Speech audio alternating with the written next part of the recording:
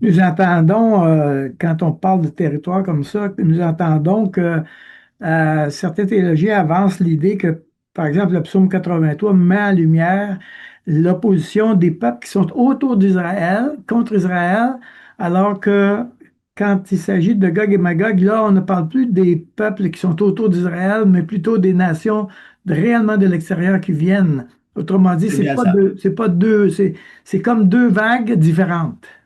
C'est deux vagues différentes et il se peut que ça arrive au même temps aussi. Dans cette guerre de Gog et Magog, alors évidemment, alors quand on va voir toutes ces nations, il y en a 10 et 10 au fait. Quand toutes ces nations vont venir, les autres aussi vont venir au même temps. Et il y a un point en commun au fait, dans les deux listes de Psaume 83 et dans la liste d'Ézéchiel 38-39 de Gog et Magog, c'est l'Iran.